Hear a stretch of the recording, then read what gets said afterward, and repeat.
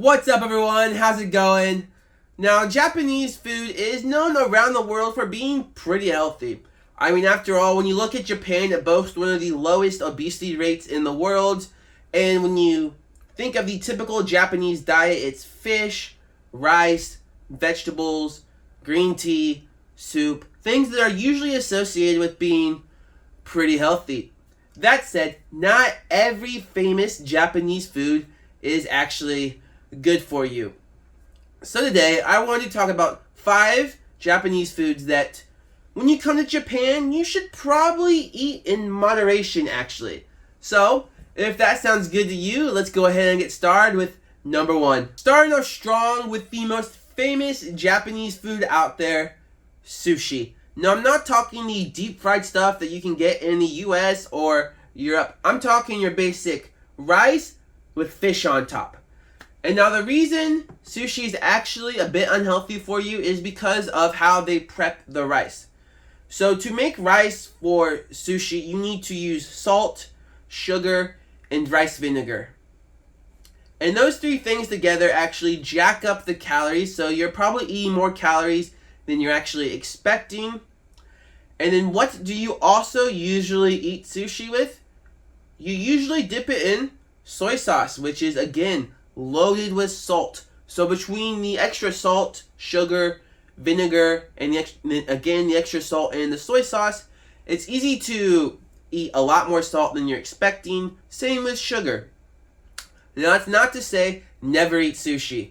If you never ate sushi when you came to Japan, I would actually be really sad.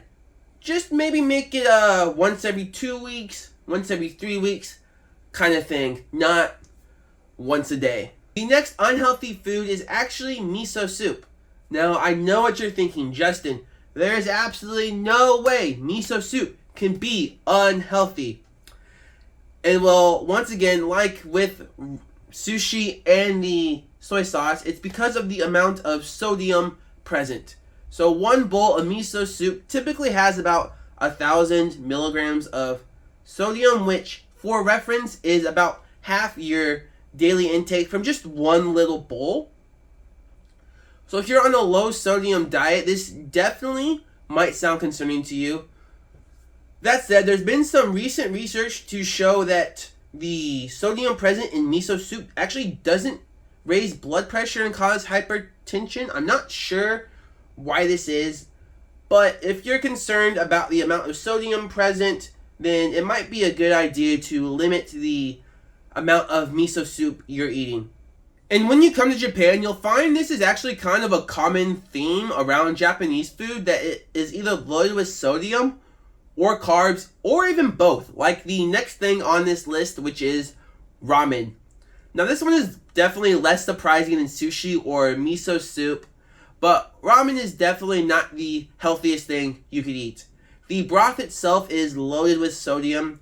In fact, tonkotsu ramen has about 2,000 milligrams of sodium, which is about the daily recommended intake from just 1 bowl of ramen. Of course, you can throw vegetables in it, lean meats, to try and make it a little more healthy, but do you really need all that sodium from 1 bowl? That said, ramen does taste amazing, so you should definitely eat it every once in a while. It's not an everyday kind of thing. Oh, another point that really hurts ramen is that a lot of people, after a night out of drinking in Japan, will go eat ramen, which you've been drinking, so that then causes you to eat more than you probably normally would, which just gives you a bunch of calories. So it's really easy to gain weight from drinking and then going to eat ramen afterwards. Who would have thought? The 4th famous Japanese food that is actually unhealthy for you, I don't know if I should say actually unhealthy for you, because I don't think this one is that surprising, but it's tempura. Or really anything else that's deep fried. Something that really surprised me when I first came to Japan was just how much deep fried stuff there is. There's all kinds of tempura. There's karage, which is basically just fried chicken. There's kushikatsu, which you basically just deep fry everything in kushikatsu. But that's mainly in Osaka. As well as tonkatsu. But yeah, you're deep frying this stuff, so you're adding a bunch of extra calories from the oils and the fats that don't really add that much nutritional value, unless you consider clogging up your arteries a good thing. But once again, these 4 things taste really good, and if you're in Osaka, I would really recommend getting, or at least trying, kushikatsu once. We are down to our last food item on this list of unhealthy, famous Japanese foods. And this one is painful, but it's Japanese-style curry and rice. Now, I love Japanese-style curry and rice. I usually cook it once a week, once every 2 weeks, somewhere along those lines. But it's definitely not the healthiest thing I could be eating. But, you know, you gotta live a little bit.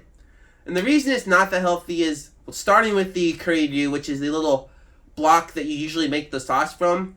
That has a bunch of fats and sugar in it, which right off the bat is not a good start. Not to mention that a lot of people usually, at least when you go out to restaurants, will put tonkatsu in it, which again is the deep fried pork. So you're adding more fat and more calories to it. And then top that off with the rice, potatoes. You're getting a bunch of fats, carbs, without really getting that much protein. Alright, now that I'm back from crying about how unhealthy Korean rice is, I want to end this video by just saying one thing, which is that just because an item made it on this list doesn't mean you should never eat it. In fact, all the items on this list, sushi, tempura, miso soup, ramen, curry and rice, are stuff I would recommend you try when you come to Japan, because a lot of them taste really great. But it's just a good idea to eat them in moderation, and I wanted you to be aware of what exactly you might be eating. So if you enjoyed this video or found it helpful, don't forget to hit that like button and subscribe to Just in Japan. And I'll see you next time. Peace.